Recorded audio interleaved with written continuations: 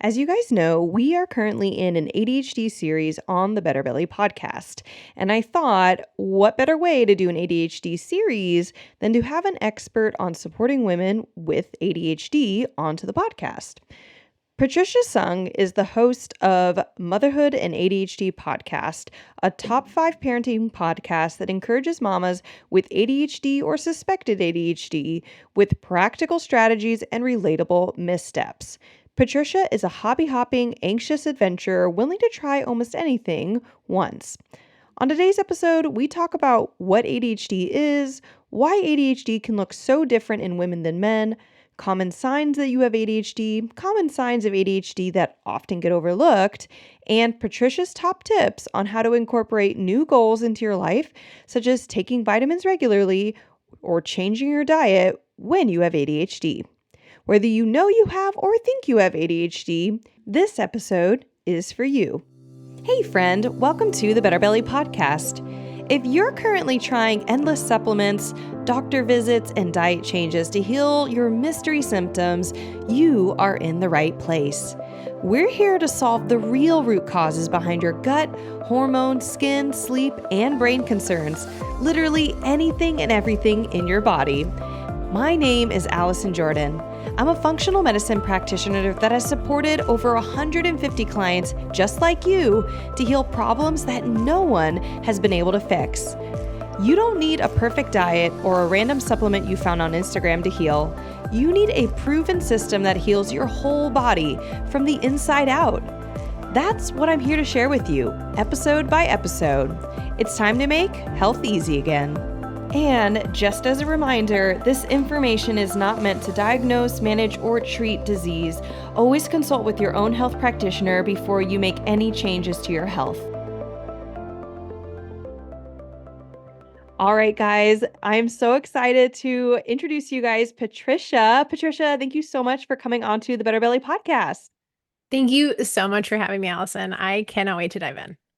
Awesome. So Patricia, the very first thing I want to talk about with you or have you tell our listeners is what even got you into this conversation on ADHD to begin with, and especially like ADHD with moms. Was that together at the same time or was there stages of this? Give us the story. So I was originally diagnosed when I was 18. I was a freshman in college and I basically fell apart. And I went from being like model high school student, National Honor Society. I'm at school on scholarship, and I literally just like fell apart. And at the time, I had no idea why, because I thought I was a very you know, responsible human being who was like new strategies. And I thought that I really thought I was going to be successful when I went to college. I thought this was going to be like, I mean, it's going to be hard, but like, I'm a good student. It'll be cool. No, that's a lie. All of that structure that I had in high school was gone. And all of a sudden, I was the one responsible for, instead of just upholding the systems that everyone else gave me, I actually had to make my own systems. And I didn't know that. One of those, wish you had known before you started They don't things. give you a syllabus for it in college, that's for sure. Yeah, there was no how to be a human. That was not how to adult. That was not a class. And I figured out how to make it work. I thought it was just a school thing, and I made it through. Like I've made it through school. Somehow I didn't lose my scholarship. Figured it out. And figured out how to make my life work now that I had this information. But like, keep in mind, this was the year 2000. So now you know how old I am. Like they didn't have the information that they have available today. So I really did not know how much it was affecting me on a broader level until I had kids. And then when I was after I had my oldest, I had really awful postpartum anxiety, which is very common to co-occur with ADHD. And I was up one night, like 3 a.m. Googling, like, how do I be a good mom with ADHD? And there was not much there. I know that there were people working diligently at this at the time. My oldest is 9. So 10 years ago, I know there were people doing this, but I did not find them on the Google when I was looking at 3 a.m. And I was just like, this has got to be easier. Like, I literally looked at my husband. My kid was like 2 weeks old. I was like, can we send him back? I don't want to do this anymore. Can we send him back? Like, not in a joking manner. I genuinely wanted to send that kid back. I was like, I just want my old life back. This is terrible. And fast forward to when after my youngest was about a year old, I don't know what your religious preference is, but I'm a Christian and God put it on my heart to be like, I would like you to start a podcast for moms with ADHD. And I was like, haha, no, I'm not doing that. And God was persistent. And here I am, 5 years later, where now I have taken like that background of working in corporate and being a teacher and just my general personality and being able to take all these pieces together and be able to deliver this information to other moms to have the resources that they need to be the kind of mom that you want to be. And that it doesn't have to be this hard. It doesn't have to be this terrible. Is it hard? Yes, but it doesn't have to be that hard. And Mm. now I get to do what I love every day, help moms and host a community online and hang out with them. Um, and yeah, sometimes I'm like, wow, how did I get here? This is pretty cool and weird. Um, but yeah, it all came together. It was all meant to be. And if that is not an endorsement, a good enough endorsement for your podcast, I don't know what is. Because I tell my clients a lot, they say, I think I have ADHD. Do I have ADHD? And it can really impact their ability to just say, like, I just want to change my diet. I just want to remember to take my supplements, which are things that they're 100% committed to when they work with me. But then it's really hard. And I'm always pointing them to Hmm. other resources of saying, hey, let's like learn some things and some tips and tricks that are specific to having an ADHD brain. Even if you just think you have one, if you don't have a diagnosis, if the tips and tricks work, use them. Then it works. And Hmm. that's what you're doing and bringing into the world and bringing a lot of compassion. So if anybody's listening to this and they're like, I just need somebody to help me feel compassionate towards myself and the struggles or the emotions that you have, especially as a parent, let alone maybe, I mean, you have experience, you're a working mom with ADHD, all those things, your podcast, I'm going to point to them right now. But before they jump over there, we do want to have a conversation that's a little bit more specific Yeah. to health. And before we even get there, let's just lay some ground rules. What is ADHD? How would you define it? Like, give us your best ADHD definition. So when you have ADHD, you have a neurodevelopmental difference and your body functions differently, your brain functions differently than other people. And like to be totally honest, they don't 100% know exactly what's going on because it's not like you can like stick a camera in your brain and like scope around and see what's up. That kills people. So we don't know for sure. Like a lot of this is like scientists' very best guess at what they think is going on. They believe it has to do with the levels of dopamine and various like hormones that are going on in our bodies. And that's why, like, when you are a female and you have all of these hormone changes in your life, getting your Week period, by week. matrescence, Right, right. yeah, perimenopause, even just the week by week changes of your cycle, why you see so much difference in how you feel like you're showing up as like a different person sometimes. And a lot of times people will be diagnosed with bipolar before ADHD is found. Now, whether or not that's an incorrect diagnosis, not my place to say, but that is something that pops up because the hormones affect so much of how your ADHD shows up in your life. There is a very widespread on how people will show up throughout the month if you're still having a regular cycle that's happening. So like to go back to the original question, we believe it has to do with the chemicals that are going on in your body. And we know that it is something that you are most likely born with. There are some cases where people will have like a head injury and they end up with ADHD, but most of the time it's genetically how you were born.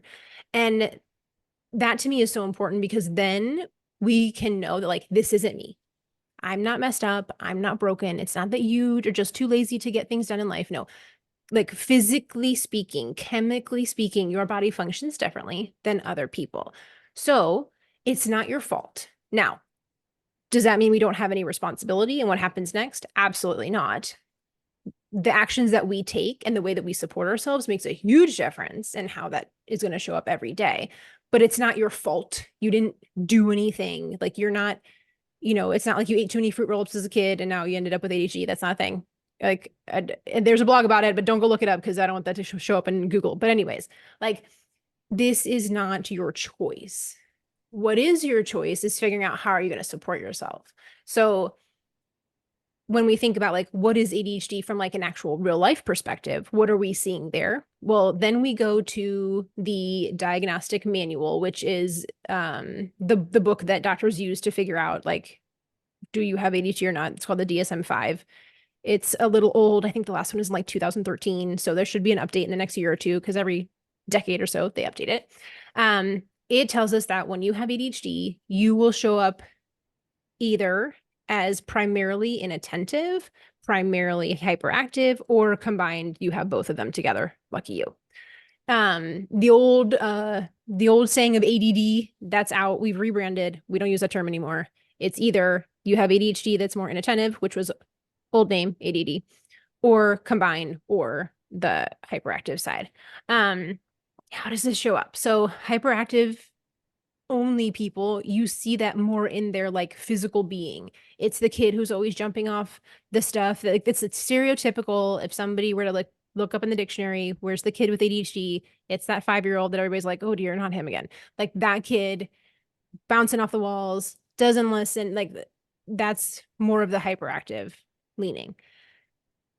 It is not only 5-year-old boys that have hyperactive ADHD. It's probably also your friend who's like literally like always mountain biking and has 17 hobbies and like literally not never sits still. That can also show up like that. So when we see like this word hyperactive, a lot of times we give it a stereotypical definition or like picture, and that's not necessarily how it shows up. On the other side, you've got inattentive, which means for people that are like that, it tends to be more in the like easily distracted, gets lost in their thoughts, daydream, disorganized, etc. And then you have the people in the middle who have both. And there's, I'm like, did I miss any symptoms? A lot of times we'll see things like impulsivity, your friend who talks too much. Anyone you label as that person's too much. They're too dramatic. They're too sensitive. They talk too much. Any friend who is too much, that's a red flag. Yeah, because there can be sensory problems, right? Because there can be some Yes. sensory like craving or repulsion, certain sounds, certain Mm-hmm. feelings, needing to have proprioception or needing dark, needing sound to Yes. not be so loud or wanting sound to be louder. Um, there's And like, like, go oh, ahead. sorry, go ahead. No, I should say that there's a really wide array of symptoms. It's not like there's no like everybody with ADHD does this. That's not there. So that's where we can get into these places where it feels hard to diagnose because if you look at me and how I show up as someone with ADHD, it could be utterly and totally different than another person, which makes it harder to pick out. Um, and it does range in like like you're saying, there's, interoception and proprioception and all these ways that like, I mean, and I haven't even gotten into all the things that tend to come with ADHD, which are not ADHD, but or they're like their buddies. They come along, things like dysgraphia, dyscalculia, things like anxiety and depression, things like autism, things like um what am I missing? Chronic illness, fibromyalgia, all the autoimmune thing. Like there's like this huge list of things that tend to also come along with it. Like you don't usually get just ADHD by itself. You usually got other problems too. So when you have this like such a wide spread, it can be hard to diagnose. And also people will say like, well, but my ADHD looks like this, so clearly you don't have it. And it's like, well, that's not how it works. Yeah. And So that's starting to be talked about, which I think is why maybe some of our mm, listeners even are like starting to pick up on these almost like alternative versions, the versions that are not like the little boy who can't sit still in his chair. So, that was my brother. He's got ADHD, diagnosed as a kid, point blank done. And now I'm looking back and I don't have a diagnosis yet, but I'm like, "Oh my gosh, like I have like so many of the more hidden yeah. signs that or the signs that were not poster child Yeah. ADHD." And we're really seeing them a lot more on social media or people like Yes. yourself who are trying to be more thorough, maybe more Yeah. thorough in the range of experiences people are having. And it's on one hand, like I so appreciate how social media and all like have brought to light things that people have struggled with their whole lives and never had a name to put to that struggle. And there's a lot of people who use their lived experience as like scientific research, and that's not that's not necessarily true. So like you like we have all these great resources out there, and that means there's also a bunch of junk too. So it is hard to like filter through what's most valuable, but like at least now it's getting talked about, because even when we look at like the DSM-5 on where we diagnose, things like emotional regulation and like sensory issues tend not to show up as much because they're not as quantifiable. Like when you look at a doctor saying, Mm, I need to diagnose this, I need to be able to check 6 things on this list to say that this person is hyperactive. yeah. When you say that person is like emotionally all over the place, that's not a quantifiable like thing. I can't, like, how am I supposed to say that you're dysregulated? You're a hot mess, but you're only like kind of a hot mess. So like you can't put that on a checklist. So these things that show up, the lesser known pieces of it, are now getting talked about, which is wonderful. And like, what do we actually do with this information? That's when we go, like when we start get the inklings of like, oh, this is sounding awfully familiar.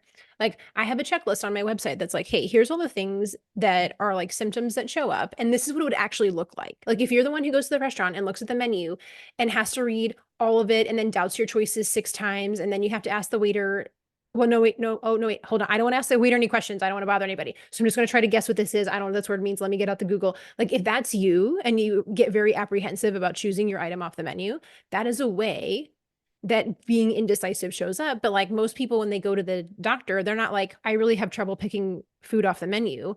They're going like, well, but I'm always like Anxious. stressed out. I'm anxious Yeah. because I forget things. I'm anxious because like I keep forgetting to send in this stuff for school. I'm depressed because my partner is always mad at me. And so all of these other things are what surfaces, but we're not looking at the like, but what does this look like in real life? So like you go to this, if you go grab this checklist off my website, I'm telling you, I'm not a doctor. I can't diagnose you, but I can tell you, here's all the things that I've seen in working with thousands of people with ADHD. So now you can go to your doctor. First of all, make sure they know about ADHD. Don't, if they don't know what they're talking about, go see somebody else. You go to your doctor and you're like, here's all the things that I deal with. These are all the struggles that I have. Can you help me sort out them? Like, can you help me sort the mess that is my life? Can you help me sort through this? And that way they can look at all the pieces and say, oh, you know what? This probably is ADHD and anxiety, or this is ADHD and depression. And that then somebody who is an expert and well experienced and can, with a medical degree, can then help you say, here's what we're dealing with. Let's start here. Let's try treating this first and actually work on a plan that encompasses everything. So like that's why when it comes to like self-diagnosis, I always tell people, if you're happy with that, cool. Like that's all you need is for you. If these resources help you, great.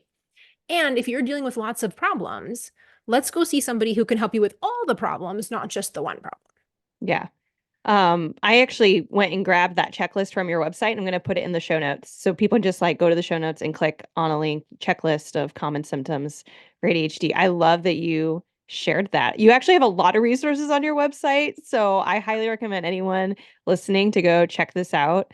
Yeah. Um, So you just, can go, which is so I have a thing exciting. called a toolkit, and it literally has all the web, it's all in there. So if you sign up for the toolkit, Oh, you okay. get all of them. Okay. And that way you can go in and download all the stuff. Cause I mean, Okay. obviously I have ADHD and I have made many things because I find that fun. So I have a ton of resources on there Very because nice. And anybody who thinks they have ADHD or maybe they're not even sure, but if they love digging into things, they'll love you for it. So I actually do have that link for the toolkit. So scratch that. We'll just have that one link, has a toolkit. It has, I guess, all your free goodies in there, which everything's in one is place. Yeah. even more exciting. Okay. So we've covered the grounds on a little bit of background. What is ADHD? It sounds like you really like this definition of it's this biochemical neurological thing going on inside your body. It's not a character deficiency. You're not Mm-mm. bad or lazy or crazy or have poor willpower, though it might show up or feel like those sometimes. Yeah. But it's really in your cells. And then we've talked about some common symptoms and then some maybe like still common but not talked about symptoms. Right. Honestly, is probably a better way. It's not that they're not common symptoms, but Yes. unnoticed. Let's talk about the two things that I really loved and wanted to just get some dig in time on this episode is just talking about the two most common changes that somebody my clients and listeners are trying to make when they're like, they got bloating and they got constipation and they get headaches and they're trying to fix their gut health so that their hormones get balanced and they just feel good when they eat. So the two most common things they're trying to do is change their diet. And honestly, within that, a lot of it's remembering to eat. Let's just be real. Like Mm-hmm. I'd say that is Yep. the most common thing. So I'm even wondering, could we narrow it down to talk about remembering to eat? And the second thing, Mm-hmm. which I'm going to tell you both just so we can like let you go. The second thing would just be how to remember or set yourself up for winning with taking medications, supplements, things that you're like, I'm going to be taking this daily in some way, shape, or form. When like a shot once a week or once a month is not an option, because I know that's another workaround. Yeah. But I'm going to let you break that up and talk about Okay. both. So I think when it comes to having ADHD, one of the questions I love asking, excuse me, one of the questions I love asking is how can we make this easier? Your brain can do a whole lot of cool stuff. It's not the best at holding information. So you can use lots of other things to hold information and then let your brain do the cool stuff. So I try to do my best to, anytime I have to hold on to information, it is not in my brain. Where can I put that information so that I can find it later? But it's not in my brain because my brain is not going to remember. And who knows when that's going to reappear?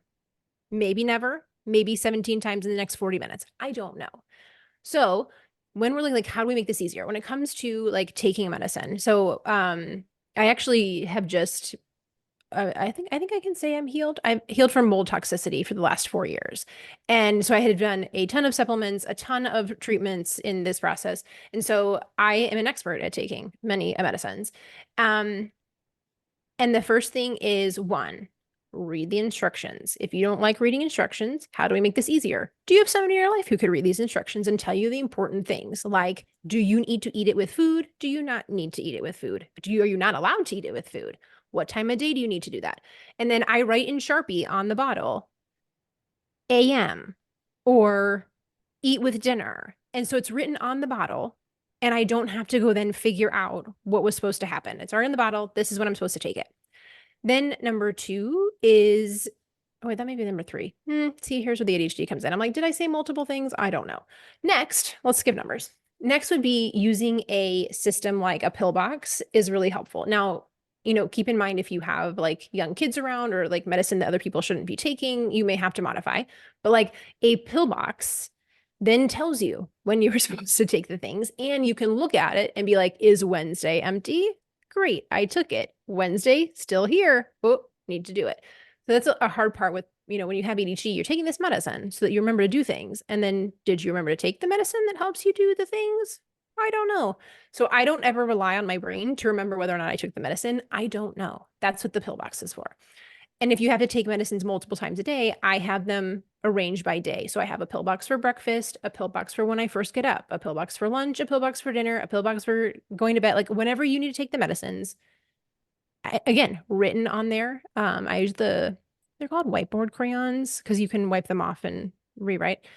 But they stick. It's not like Expo. If you touch it, it disappears. So I use whiteboard crayon. I write it on the pill box, and this is my breakfast um box, and then it goes where I eat breakfast. So it's on the counter, like where the plates and the cups are. Is this the most aesthetically pleasing kitchen design item I could add? No, but I have decided that remembering to take them in again, I'm all trying to my mouth is moving faster than my brain has inputted the information. Let me slow down. When I get excited, sometimes that happens. Okay. When you are deciding like what's more important to me, that my kitchen looks beautiful or that I take my medicine, I say it is more important that I take my medicine. So I'm leaving that out where I'm going to see it. Granted, make sure it's not within reach of like tiny people who shouldn't be, eating medicine. So you will have to adapt based on your family. But that is going to be where I need to take it. And then I have a set time. And like, if you're super organized, maybe it's every Sunday. Maybe it's just whenever you run out, that's when you get it done. I don't know. You have to choose for you. And I think that's part of like the important part here is like, I'm going to give you 16 ideas. I don't expect you to employ all 16 of them. Some of them you're going to think are trash. Some of them you're going to be like, that's brilliant. Take what you need and leave the rest. So for me, I put the box out on the counter. I know that here I'm eating breakfast. I'm going to eat it. Well, what happens if I forget to eat? I have an alarm that says, Patricia, go take your medicine on my phone. So where are all these ways that you can put the keeping of this information elsewhere so that it's not on me to remember to take the medicine? All I have to do is wander by the kitchen. Oh, look, here it is. Let me take it.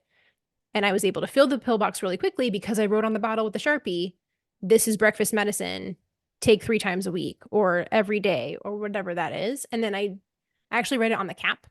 And then if I have a refill, that means that I can just take the cap and put it on the next bottle. I'm not having to transfer all that information again. So there are ways to make this easier on you. Can you ask yourself, like, what's going to make this easier?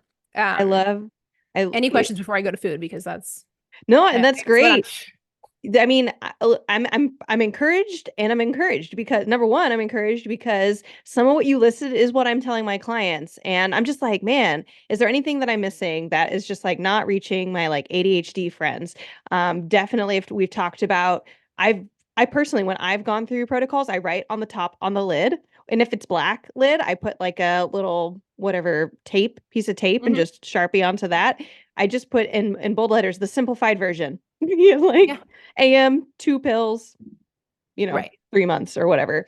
I might even write the start date on it or something to know when I started it. And Hmm. but the whole pillbox system, I've used that in a variety of ways, and it's great to rehear that, you that works. For me, I tend to keep them in the big pill jars, and I just keep them on my kitchen counter.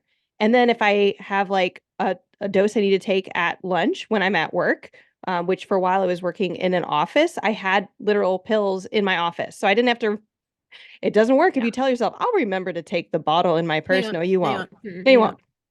on. Uh, but have it Yeah. at the office. What I didn't hear, what I've never heard anyone say before, I'm like actually dying. I loved this. You said, have someone else read the bottle instructions to you. Oh my goodness. I'm actually like really want to try this now with different clients because I've never considered.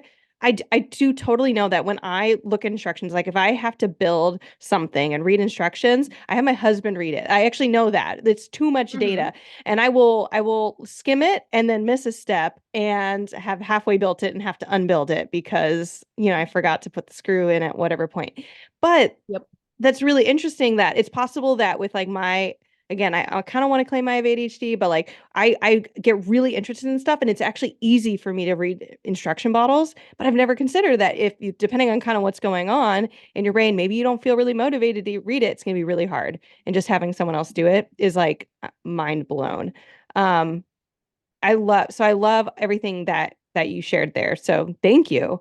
No other, I don't have any other questions. And I maybe just for our listeners, if you're listening to this, write down, like pause this, write down some of if there was something that stood out to you that Patricia just shared, write it down in a little notes area because remember, we're not going to remember it. Text you. I sometimes text to myself Hmm. an idea Yeah. if I just like can't pick any other way to do it, or email it to myself, but do that and then you can go implement later. But I love that. Thank you so much, Patricia. Let's talk about food now. Okay. So the same kind of like questions pattern is going to be here too. Like, where are you getting stuck? What's hard? And how do we make it easier? So, like, for example, if you're like, I really struggle with reading, maybe you have dyslexia. Cool. Okay. You're asking for help for somebody else. In the same way, when we look at food, it's like, hey, where's the struggle bus? Where are you getting stuck that this isn't happening? For example, for me, I work from home and I know that I only have between like when my kids are at school, that's the only time I have from work. So I'm like busting through. I don't want to stop and eat and I won't. And that's part of, for one, I mean, I take medicine for my ADHD. And so I will be less hungry during the day, but I know that's not good for me to not eat at all because I'm also a very hangry person. I know this about myself. So I have to eat something.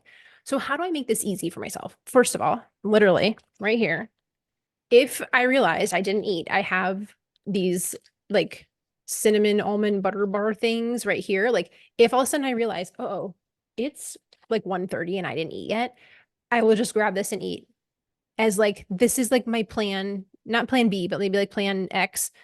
If none of the other things worked, at least there's a short-term solution here and they're right here to grab and go. And can I add to that? Not to Of break your course. train of thought too much, but I find that sometimes when I'm talking to my clients, they don't want to do that because they feel like it's so much lesser. And to me, it's like, no, it's there's don't have any guilt about the fact that you're relying on that. Like take the guilt out. There is no you fed yourself. You Yes. and you prepared for it because you even had picked. I mean, maybe listening to this right now, you can think, what's a go-to thing for me? I've just made it nuts. I literally carry a bag of dried nuts in my There purse. might be one over here, actually. Right, right. Because just nuts for my diet and how I feel when I eat them. Sure, sometimes I get bored of eating them because I'm like, sometimes I try to switch up my snack. But if you just have one option, you save a Yes. lot of misery for yourself and potentially other people from being Yeah, hangry. And so for I sure. love that. So that was the only thing I wanted to add is just like no shame and guilt. We're removing that. No. You fed yourself. This is great.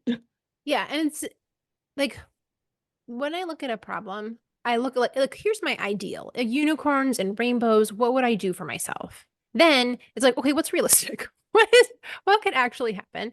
And then maybe even like another layer of like, well, this isn't ideal, but it'll get by. And then there's like the bare minimum. Especially when you are a parent, having a bare minimum option as a like I've already determined that this is the bare minimum is super helpful because you don't know what's going to pop up. You don't know when all of a sudden somebody's going to get a stomach bug, you're cleaning up vomit, you were up at 2 a.m., like all that stuff. What's the bare minimum? The bare minimum is I have to eat something. Is it this granola bar? Fine. Is that my ideal? No, I don't want to have a granola bar for lunch, but it's better than nothing. That's the bare minimum. Nothing is not an option for me. I cannot not eat. Like, Lord help the rest of my family if I didn't eat. That's not an option for me. Bare minimum is did I eat this some kind of bar thing? I had a A oh level. No, go oh ahead. I had a guest come on to into my program actually as a guest expert. It's just one of our free additional things we do in my program. And they talked on this very similar thing. And she had this thing where you just have a wheel of 10, 1 to 10, and you can literally fill out whatever your ideal is, which is 10, which is actually you have to be realistic. 10 is not going to happen very often. And that's not bad. It's just realistic. 10 is Yeah. is not your norm. 6 to 7 is probably going to be where your normal more is. And then as you go lower on the scale, you're going to have the things that are your bare minimum. And maybe it's sleep, or maybe it's exercise, or maybe it's Yeah. relaxation. In your ideal world, you do 20 minutes of meditation every day, and that's your 10. But on a bare minimum day, you take a hot shower, and that's like your one. And so we can do that. You're really describing the same process, but with food. Yeah. And you can literally apply that to any point of your life, but especially when you are someone who's juggling a lot of needs at the moment. Yes, we wish we could be at level 10 and everything's wonderful, but like that happens once a year. So how do we take care of ourselves? And hold on, pause, reverse back then. When you talk about self-care is the like necessities that have to happen for somebody's welfare. I'm trying to remember. I'm like, ooh, definition. I think it's like the bare necessities of like welfare, um, health, security. Like it's like very basic like life requirements. It's the necessities to make them happen. Like the self-care is like being this like luxurious like thing you could do just when you have Paint your time. That's nails not and that's right. not no. Self-care is the bare minimum for you to function as a person, and like take care of other people means you need more than the bare minimum. So like if our bare minimum all we got today is granola bars, fine. We just made the bare minimum today and that's okay. But taking care of yourself is not an optional activity because Mm. then we can kick that can down the road a little bit, but at some point it all comes back to kick us in the butt. So, anyways, reversing Okay. back to my Yeah. original. Food.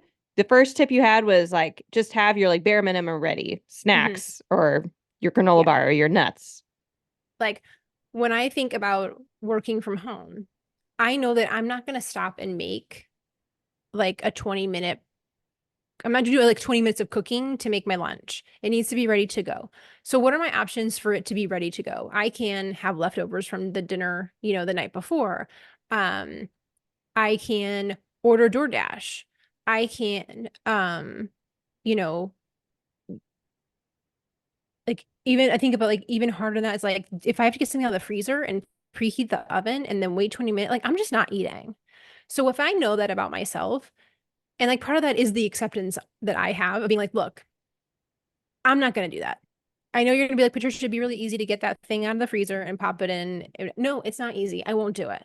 So I'm not going to try to set myself up for failure. It's not Hmm. happening. Yeah. So, like, one of the things that I do for myself is on the weeks where I know I'm not going to be doing a lot of cooking and I'm not going to have leftovers, is I order, like, there's a local company here called, I think they're only in Houston. It's called Nosh. They deliver pre-made meals in a box. It's like pretty healthy stuff. And I know that having my Nosh delivery once a week to have meals for lunch is a better solution than, oh crap, I didn't eat. Now I'm yelling at everybody in the end of the day. So, like, do I wish that I was spending money on pre-made food? Actually, they're very affordable. If you're in Houston, you should try them. They're good. But like, if my, like, I'm looking at my value system and prioritizing, me not eating is a terrible option. I'm not gonna go cook something for 20 minutes. I'm not gonna even like a salad when you're like, wait, I gotta like cut stuff and then put it together. When I'm on working days, I don't want to do that. And some people are gonna be like, well, you're so lazy. No, I'm not lazy. I'm honest. I'm not gonna do that. So more important is that I find the way to make it work for me. So I would rather order the pre-made things and eat them. And if that's not in the budget, okay, how can you pre-make the things? Like when you make dinner, can you make a double batch, box it up, and that you can literally just take the container out of the fridge and stick it in the microwave? Like, do you want to make a bunch of sandwiches on Monday and you can eat them all week? How do we make this easy? And the whole idea of batching, like basically, I'm just having somebody else batch my food for me. Someone else is cooking it and putting it into servings. Like, if there's a way that you can batch these things, like batching, putting the medicine in the pill box is batching. I made all those executive decisions at one time, and now I don't have to think about them the rest of the week. How can we do that for you so that it feels easy? If this is important enough that you know you need to eat. Ooh, I'm like, it is storming here. I don't know if you can hear the thunder. I'm like, ooh, I hope my internet doesn't go out. Okay. If it is important enough for you to eat, then is this solution worth it so Hmm. that you can be able to make this goal? Hmm. And yes, you have to consider the, your budget and your time and all the other things. But doing the thing in the easiest way possible within the parameters that you have is what we want to do, because bottom line, like, I need to eat food. Otherwise, I am a mess at bedtime. So that it's worth it for me to make that decision earlier in the day and say that I am worth spending $7 on this nosh meal so that I'm not yelling at my family come 8 p.m. So when you're looking at it for you, what are the ways that you can do this in an easier way? And yes, somebody's going to have an opinion about it. Somebody's going to say you shouldn't do that. You know what? You don't live here. Like, you're not me. I don't have, and honestly, like, once you hit 40, a lot of it's like, I don't really care what you think. I want to do what's best for me and my family. Yes, I can't wait to hit 40. And I am very happy to have made it here. I'm still alive. I almost died. I'm glad to be here. Like, I will keep my wrinkles here to prove that I'm still here. Oh my Um, gosh. it's about, how do you make it easier for you? How can you batch it? How can you delegate it? Is there somebody else in your family who loves cooking? Can they be in charge of that? Like, can you have it pre-made, set out so that all you have to do is grab and go? Can you have, like, I know a lot of people with ADHD do, like, they call them like adult Lunchables. Like, basically you have some lunch meats or like some kind of like chopped up protein. You got some vegetables that are already pre-cut. Like, if you can afford it, go buy the chopped veggies that are already cut. Like, if that's what's going to take for you to eat veggies is to pay the extra dollar to have for them to cut the carrot instead of you, is that worth it to you? Like, is the dollar worth it for you to eat vegetables? If you have the dollar to spend, spend the dollar or $2. Like, but it comes down to what works for you, what matters to you. Is that where you're going to devote your resources? Hey, I'm going to skip Netflix so I can buy pre-cut veggies. Then do it. But that's up to you and your value system. But make it easier. Stop making it so hard. It's okay. I gave you the permission slip. Make it easy. I love it. So, I mean, and again, I encourage you guys pause, maybe just like write out one, just pull out a note and write out 1 through 10 on a line and just start like filling in? 6 or 7, what's like your most average way you can complete a meal in a day? 10, what's your like most idyllic situation that might happen sometimes, but Yeah. maybe not all the time? And like 1, what's your plan? And maybe we need more of the, and maybe it's like the ones that are like the one where we're not filling it out very well because, well, one shouldn't exist. I should always hover around a 6 or 7, and then we kind of implode because we don't have that one plan. But that might be something really actionable someone listening to this right now could take. But additionally, and we're closing out on our time here. And Patricia, if anybody's been listening to you and they're just like, this is amazing.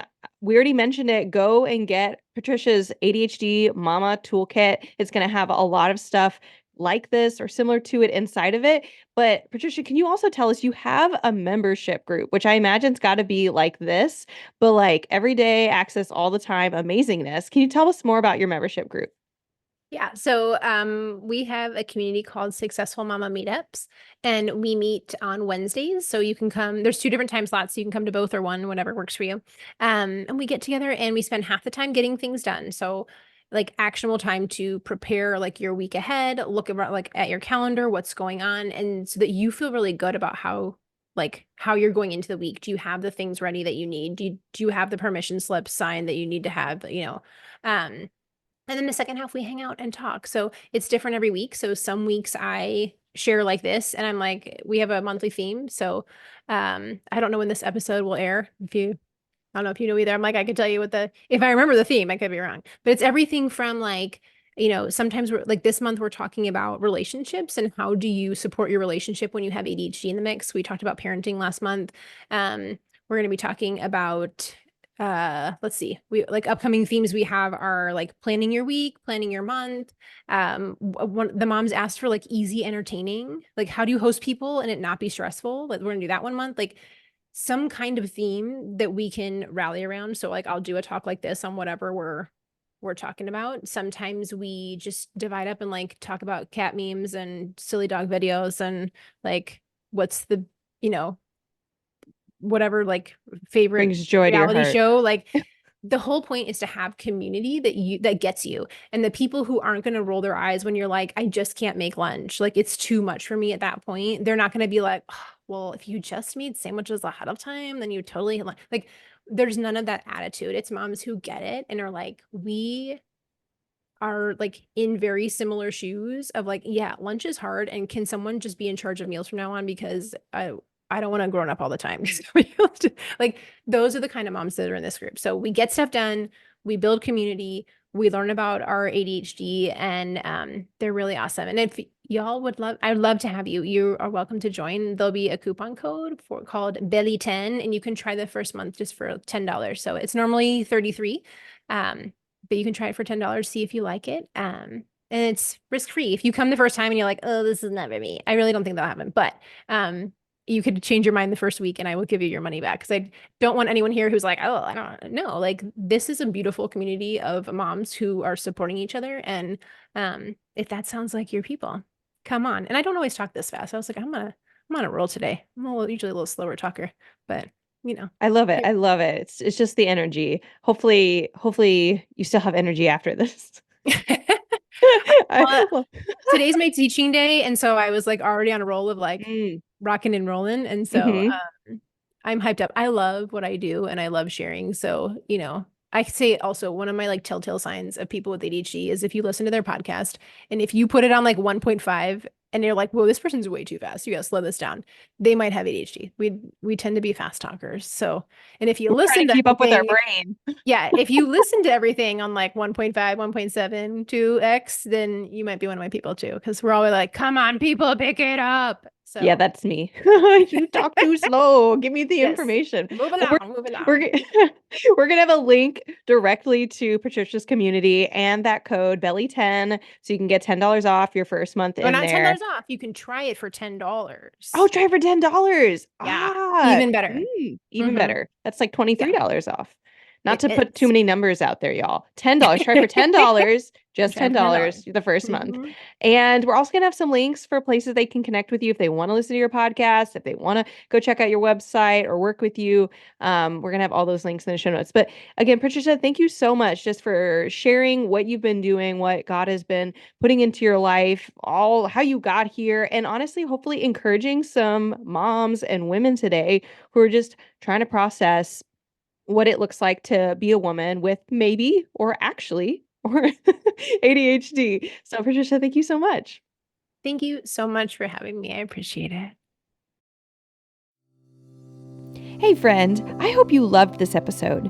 If you've been a fan for a while or newly loving this podcast, can you do me a favor? Drop into Apple Podcasts and leave me a review. When you leave a review, you do so much. You help me know you're listening, you can tell me what you're loving so I know what to make more of, and you help others by boosting this podcast so other people like you can find the podcast too. I mean, it's a win-win-win, right? So if you want a way to pay it forward, just go to Apple Podcasts or click the link in my show notes and leave a rating and review. And if you want some more free stuff, just head over to my free Facebook group, betterbellytherapies.com/Facebook, and you can get access to all of my free support for you, including some Facebook group exclusive stuff like my podcast episode vault, where you can search the Better Belly podcast by topic and find exactly what you need to expedite your healing. I cannot wait to see you in there. Catch you guys next week.